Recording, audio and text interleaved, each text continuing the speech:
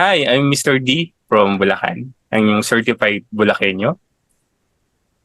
Ako po si Papi J, ang inyong singer mga awit from Cavite. At ako naman po si Bulalo. Eh, ano ba? Ako ba? Sino mauna? Sige na, mauna ka na. Mauna na ako. Or ikaw Oo. na? Ikaw na. Tatlo-topic kayo kung gusto niyo. Ano ba? Ako na. Paunahin nyo na. Paunahin nyo na yung may electric pan sa likod. Pero ano, papasmay na ako. And I'm May from Mandaluyong. Ang TikToker ng Mandaluyong. Charot. Yes. At ako po si Sampol. Bulalo. Ayan. Ang gusto nyong supsupin sa malamig-lamig na gabi. And meron po pala kaming guest, ang Kilala ba ako? pinakamatigas. Pinakamatigas na tito. Hello po. Good evening. Good evening. Ito ang inyong 8 patay 12 maga at nag-iisang tigas dito ng podcast. Magandang gabi. Magandang gabi. Ano? May Tito inom Jones, yun, Ang ganda ng tagline na yun, yung tigas tito. Oh, yun yung title ng podcast ni sa Parang kakaiba yun. Tigas dito podcast. Mga pamangkin, good evening. Di kasi ano Yeah, siya, yeah, yeah. tank build kaya tigas tito, di ba? Tito Oo. Jones? Yeah. Oh, saka lagi matigas yung Matigas yung tito. Yung tito.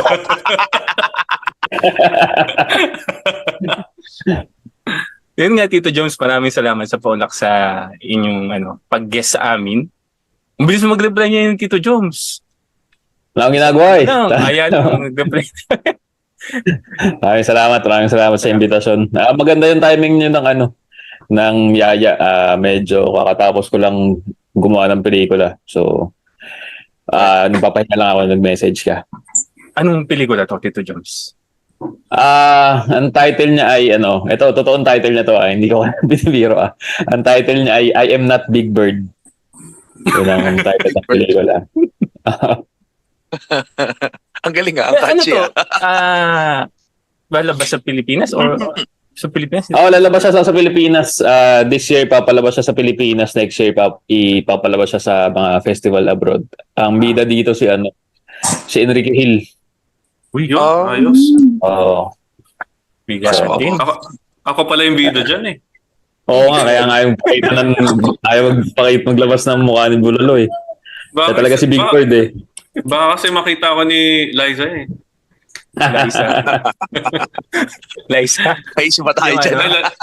Naku, ma-issue Ano ba talagang pangalan ni? Hindi ko alam, hindi kami kasi. Hindi kayo. Enrique Hill. Ay, Tito Jones nga pala. Currently, active kayong sa writer sa Net25 at saka ABS? Hindi na. Binitawan ko na yung Net25. Na lang ako ngayon, isa akong freelance writer. So, currently, gumagawa ako ng mga pelikula kung saan-saan. Kung saan may kaya magbayad sa akin. Wow. Oh. Miss May, baka may tatanong ka kay Tito Jones. Nakawala nga yung tatanong ko eh. Hanapin mo muna. Baka nasa dulo na rin dila mo nila pa. yan. Baka kayo muna, baka may tanong kayo. Nawawala. Dahil talaga sa electric pan sa likod mo yan eh. Ayun, Tito Jones. ko yung buhok ko eh. Ay, si Papi J. Sorry. Hindi ngayon, feeling ko may itatanong ko kaso wala eh. Lutang ang utak ko eh. Naglalakbay eh. Tito Kailangan. Jones, paano kayo nag-start sa pagiging writer? Yan muna. Nagsimula yan, muna ako, writer ako sa advertising, so gumagawa ako ng mga commercial. Yun talaga ang una kong trabaho. Tapos tinamad ako doon, lumipat ako kasi nasa ABS-CBN yung mga barkada ko. So medyo parang FOMO, na-OP ako sa kanila. So nag-resign ako sa advertising, tapos paglipat ko ng ABS-CBN, hindi pa ako agad napagsulat. Nauna muna ako mag-artista. So, nung pinag-artista nila ako, parang after, parang gumawa muna ako ng 2 teleserye tapos isang pelikula, tapos wala akong ginagawa. Yung kumuha sa akin na mag-artista, pinasok ako sa workshop, tapos yun na, sunod-sunod na. Tito Jones, teleserye, edi ibig sabihin, umiyak ka. Hindi. Anong Hindi, role hindi to? ako umiyak. Anong role to, Tito Joms? Yung una kong role sa Juanita Banana, ako doon, Duende. Sidekick ako ni Matt Evans. Tapos, Juanita Banana. pakatapos ko mag Juanita Banana, nag-private Benjamin ako. Isa ako doon sa mga sundalo. Ako yung sundalo hindi nagsasalita. Ayun, medyo pwede Okay, medyo okay. okay pa yung sundalo. Yung duwende kanina, Parang naalala ko pa yun. Parang ang Parang labo naging out of mangyari. character bigla no, sa may, nung sinabi na duwende. No? Oo. Duende na malaki tita. Hindi, duende na Ang Di bihira. ba sa duende ako doon, duende. Sana all. Ako yung di ba pag umiihi ka sa punso, punso, lalaki daw yung malaki tiki mo. T, Ako malaki yun. T-square na dala. T-square.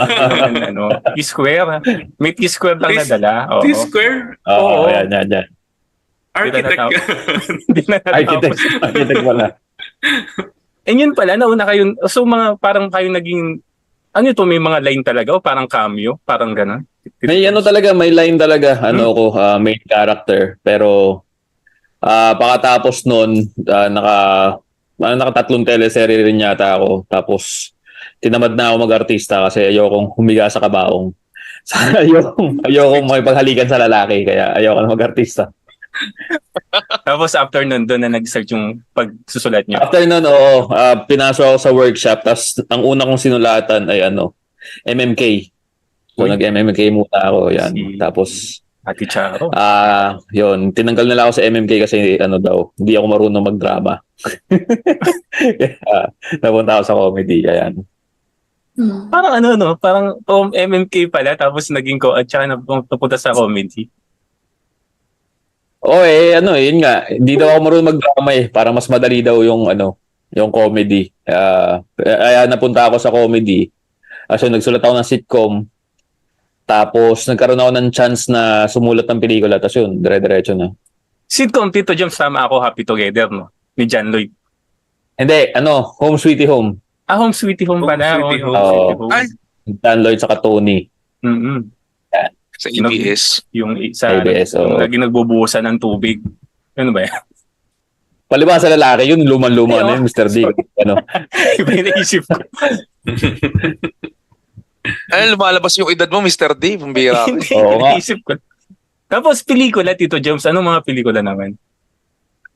Yung pelikulang nasulat ko, ang una kong pelikula nasulat ay Woke Up Like This. Si Bong Navarro, saka si Labi Saka Poe si- ang bida doon. Ganda yun, Si Labi Poe Jr., saka si Bong Navarro. May labi po din Tapos, kami dito. Dito, Joms, eh. Talaga ba? Asan? Labi Oh, po. siya, ikaw pala. Labi po. May Bong Navarro In-check din. mo nga lang, in-check mo. Bong Navarro. Ayan, Chinita. Ayun. Yun. Tapos, sa isang taon, 3 pelikula sinulat ko eh. So, yung Dami. Woke Up Like This, Squad Goals sa Viva, ano naman yun, ang bida doon sila Andrew Mulak, saka si Vito Marquez. Tapos, Kusina Kings sa Star Cinema, ang bida si Sanjo, saka si Empoy. Kasi yun, tapos sunod na. Parang every year may pelikula na akong ginagawa. Almost ABS-CBN, Tito Joms, ano? Almost. Oo, kasi nung time na nagsusulat ako sa sitcom, yun yung pagsulat din ako ng pelikula.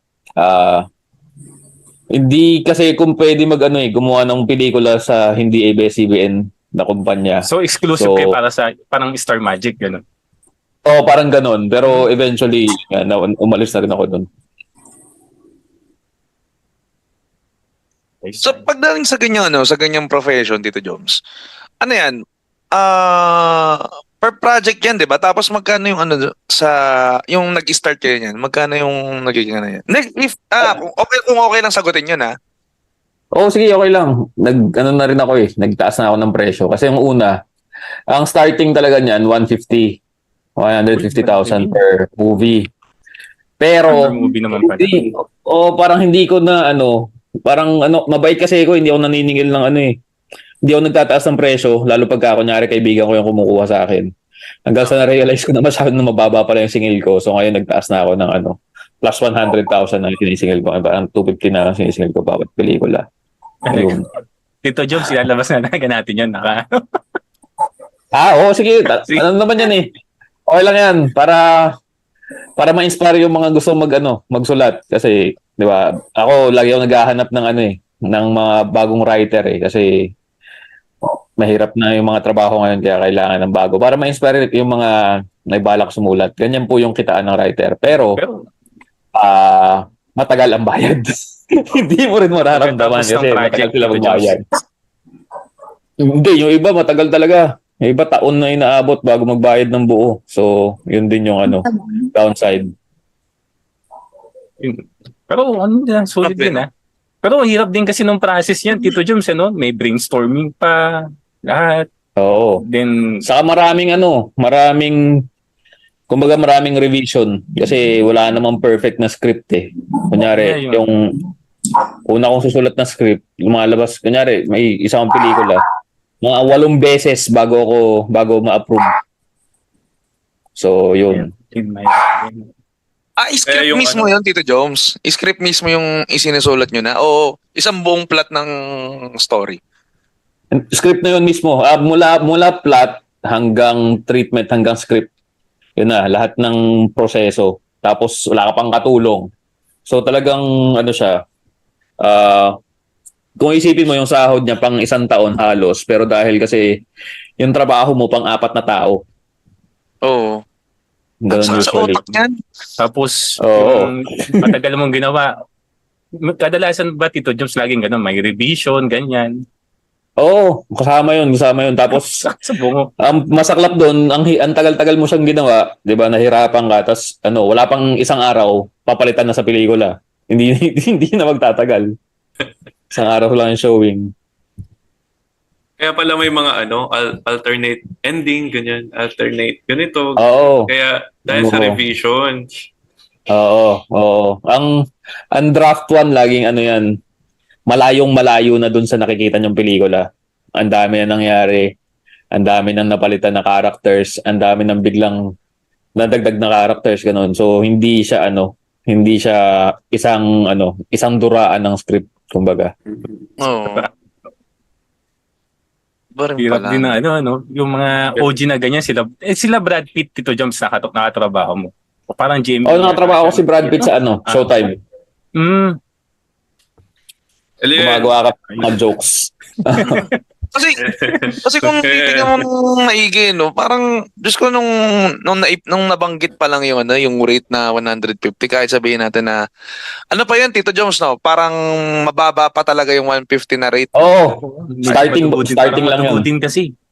Pero, yung sa rate na gano'n, pag inisip ko, parang pa rin talaga, nakakadugo ng utak. Oo.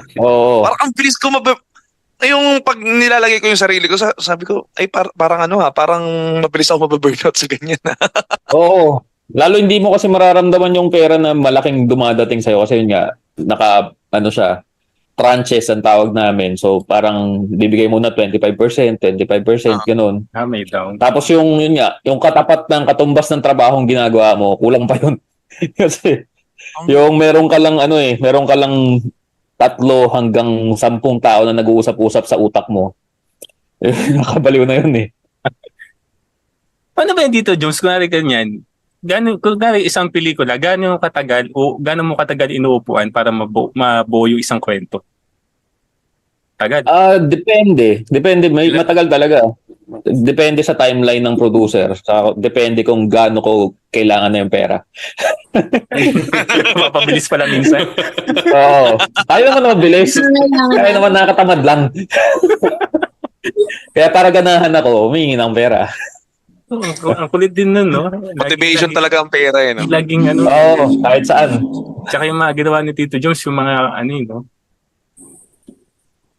Talagang Kasi pinag-uusap-usap sa isip lahat yun.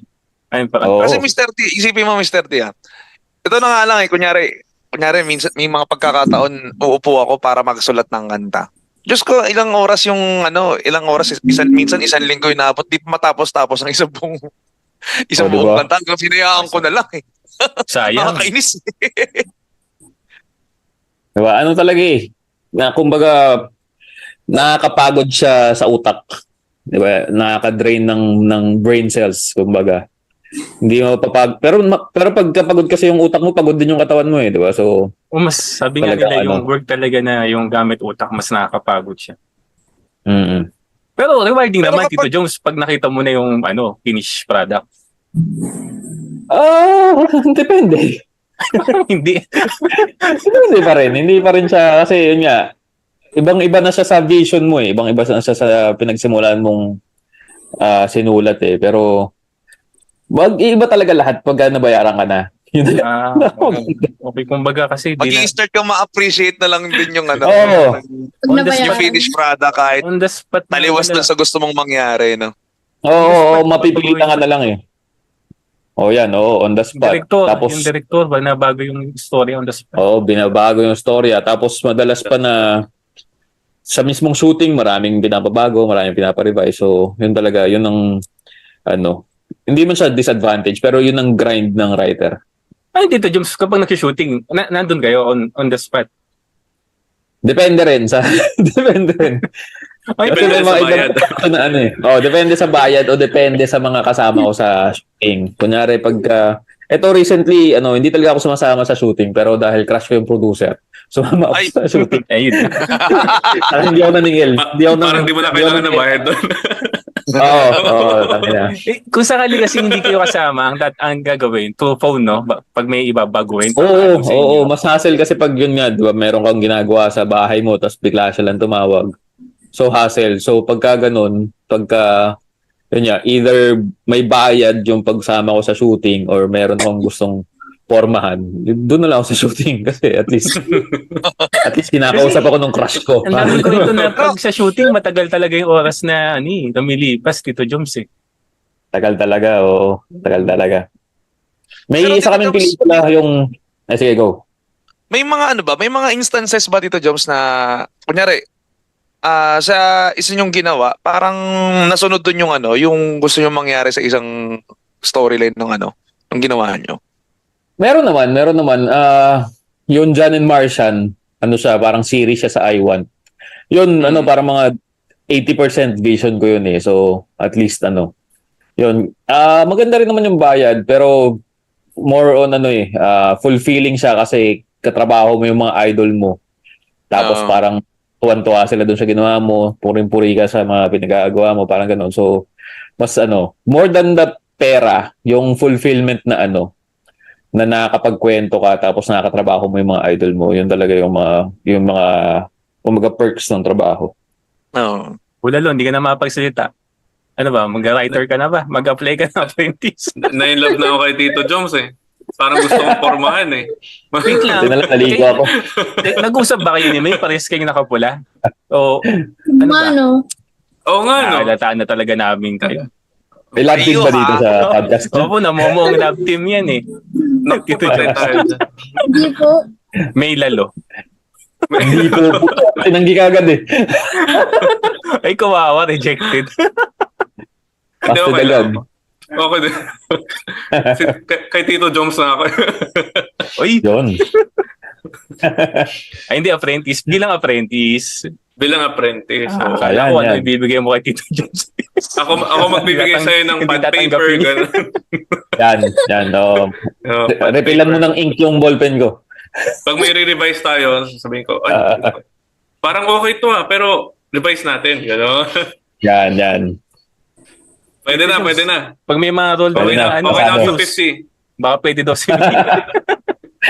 Pag may role na Nako. views, ganun. Habang susulat ka, sasayaw yan sa harapan mo. Ako. Delikado. Wala tayong matatapos yan, May. Nako. Papi G, paano yung sayo, Papi G? Yung nakarang episode, nakita mo yung sayo eh. Paano yung sayo? Ganyan. Oh. Ano eh. Pag mga Talaga alas naman 10 na, titigas. pag mga alas 10 na Titigas ang tito ko Papi dyan. G. And ang dami pang gustong tanongin about. Yun nga, Yun lang. yun yung matatanong isa rin, nagpa-podcast rin si Tito Joms, tsaka isa rin, hindi pala open mic, comedian, stand-up comedian, Nax. Opo. Opo. Tama po.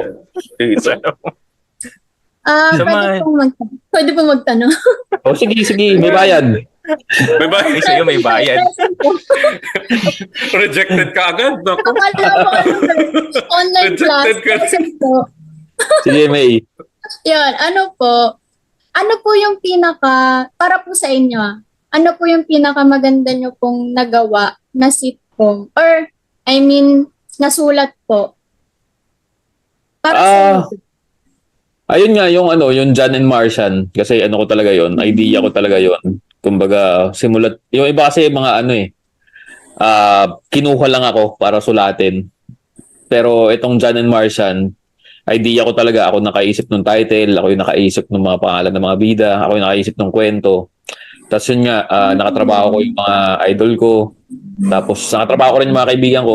Mahalaga sa akin na binibigyan ng pera ng trabaho yung mga kaibigan ko. Kaya masaya ako sa mga ganung project. John and Martian, Tito Joms, am I correct? Nasa Channel 9 ba yan? Baka mali na naman yung time. Luma yun eh. John and, Sorry, sabi nga. John and Marcia, yung iniisip nyo yung kay Dolby. Yung sa akin, John and Martian. Martian as in taga-Mars. Ilan po yan na Pinalabas to noong 2018 sa I Want. Pero pinapalabas pa rin siya ngayon. Ang bida doon si Pepe Herrera saka si RC Munoz. Uy, si Idol Pepe. Si RC doon alien. So, Galing sa Mars siya nakatira. Tito Joms, So, John and Martian. habang running yan, binabayaran pa rin kayo hanggang ngayon. Ay, hindi na. Hindi tayo katulad ng America na may royalty. Yun, kumbaga, one time, big time. One time, big time. Ay. Oo. Kung may royalty tayo, yun, talagang yayaman na yung mga writer at yung mga nasa industriya. Pero wala tayo nun. Sayang. I see. Sayang. Si Idol Pepe Herrera pala. Panoorin nyo, nasa pa siya, yung episode 1 ay nasa YouTube pa. So, hanapin nyo lang yung John and Martian. Mamaya, bigyan ko kayo ng link para mapanood yung episode 1. Tapos, pagka natripan nyo, download nyo yung I Want. Send link lang, Tito Joms. Send link. Pornhub. Send link, ha? Link. And, Tito Joms, yung pangarap kong hold up, kasama, hindi. Di sa akin yun. Wala akong kinalaman dun. Tropa lang yung mga gumawa doon, pero hindi ako kasama doon sa pangarap kong hold up. Parang yun yung kasi yung parang yun yung iniisip ko na parang asing hindi siya pang mainstream pero tumawid sa mainstream na pelikula. Kaya kulit lang. Underrated. Oo, kasi pag pinanood siya ng bahay, ng pamilya, nagmumura yung golden Golden tite. Bawal ba sabihin ng tite dito? Tite. Yeah, ba yan? Sinend ko sa chat box. Hindi tayo kilala eh. Sinend ko sa chat box yung yan yung John and Martian. Nasa YouTube na pala lahat.